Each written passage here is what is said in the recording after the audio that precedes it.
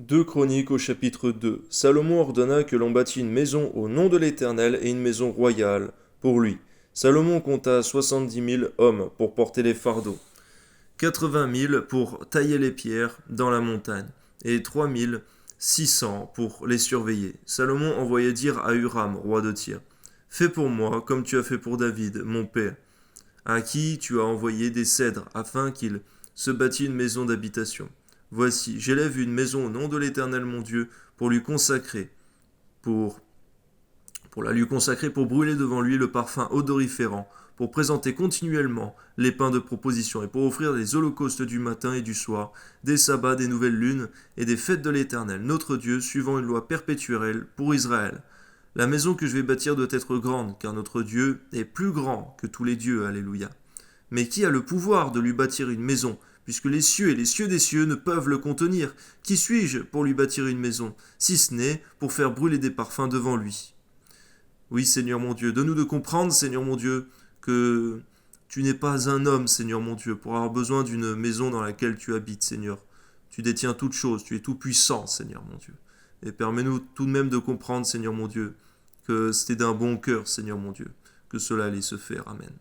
Envoie-moi donc un homme habile pour les ouvrages en or, en argent, en airain et en fer, en étoffe teinte en bleu, en cramoisi, en bleu, et connaissant la sculpture afin qu'il travaille avec les hommes habiles qui sont auprès de moi en Juda et à Jérusalem, et que David mon père a choisi.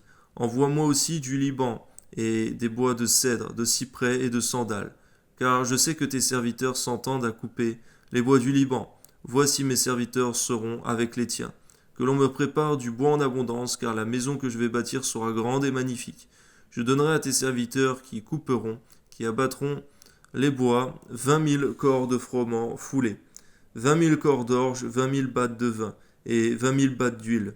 Huram, roi de Tyr, répondit dans une lettre qu'il envoya à Salomon. C'est parce que l'Éternel aime son peuple qu'il t'a établi roi sur eux. Alléluia.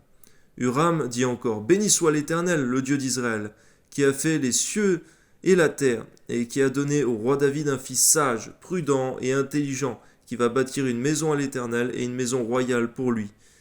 Je t'envoie donc un homme habile et intelligent, Huram Abi, fils d'une femme d'entre les filles de Dan et d'un père tyrien. Il est habile pour les ouvrages en or, en argent, en airain et en fer, en bois, en pierre et en bois, en étoffe, teinte en pourpre et en bleu, en étoffe de byssus et de carmin, et pour toute espèce de sculpture et d'objets d'art qu'on lui donne à exécuter. Il travaillera avec tes hommes habiles et avec les hommes habiles de mon Seigneur David, ton père.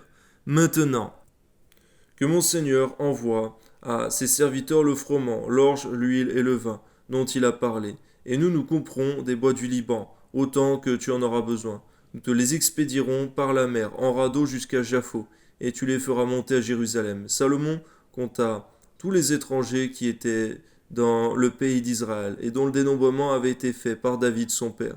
On en trouva 153 600, et il en prit 70 000 pour porter les fardeaux, 80 000 pour tailler les pierres dans la montagne, et 3 600 pour surveiller et faire travailler le peuple. Sois glorifié, Père, au nom de Jésus, pour cette sagesse et cette capacité à gouverner que tu as donnée à Salomon, Seigneur.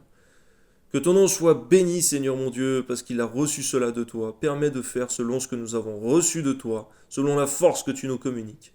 Ni plus, ni moins, mais dans l'obéissance. Amen.